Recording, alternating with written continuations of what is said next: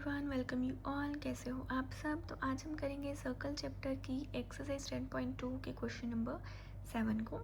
तो जिसकी स्टेटमेंट है हमारे पास, तो स्टेटमेंट में लिखा है कि 2 concentric circles are of radii 5 centimetre and 3 centimetre. Find the length of the chord of the larger circle which touches the smaller circle.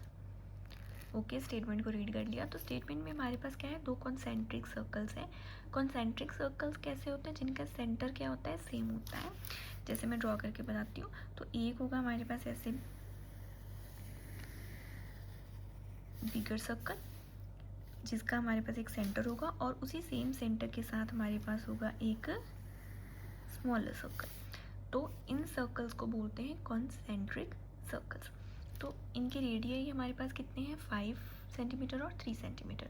तो जो 5 सेंटीमीटर का रेडियाई है वो होगा हमारे लार्जर सर्कल का, और स्मॉलर का होगा हमारा 3 सेंटीमीटर। तो डायग्राम को आगे कंस्ट्रक्ट करने से पहले स्टेटमेंट को और समझते हैं।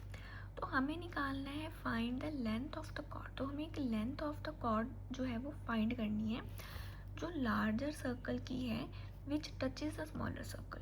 मतलब वो लार्जर सर्कल्स की जो कॉर्ड है, कॉर्ड क्या होती है, एक्सटर्नल पॉइंट होता है। कॉर्ड क्या होती है, अगर हमारे पास कोई भी ऐसा मान लो एक सर्कल है, वो इस सर्कल का सेंटर है, लाइन यहाँ पास करेगी, यहाँ से पास हो जाएगी, यहाँ पास हो जाएगी। मतलब एक ऐसी लाइन जो सर्कल के सेंटर्स को टच नहीं करेगी, मतलब सेंटर से पास नहीं होगी, वो लाइन क्या होती है, कॉर्ड ऑफ द सर्कल होती है।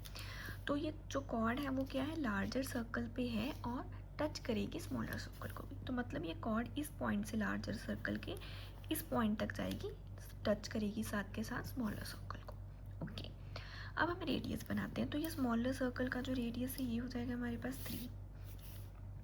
तो लार्जर सर्कल का रेडियस हो जाएगा हमारा इस पॉइंट तक, क्या हो जाएगा, 5। अब नेमिंग कर लेते हैं। तो ये हो जाएगा हमारे पास पॉइंट O, ये B, ये C। ओके, ये O, ये पॉइंट हो जाएगा हमारे पास A, ये B।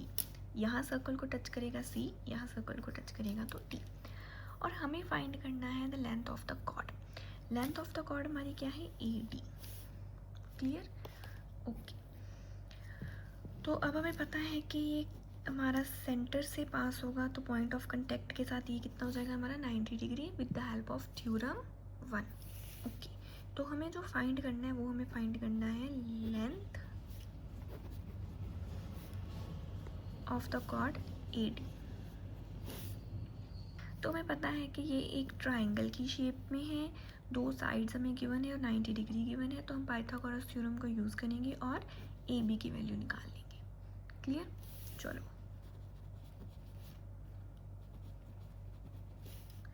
तो ये हो जाएगा हमारा OA² plus AB² plus OB²।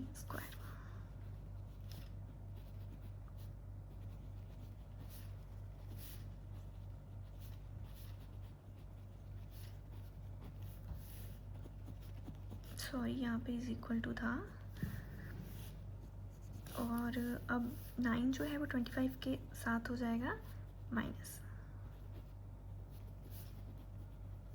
Answer आएगा हमारे पास 16। तो यहाँ AB का स्क्वायर है और 16 के ऊपर चला जाएगा रूट। तो 16 किसका रूट होता है 4 का। तो रूट के बाद 16 को जब रूट निकालेंगे तो वो ±4 होगा।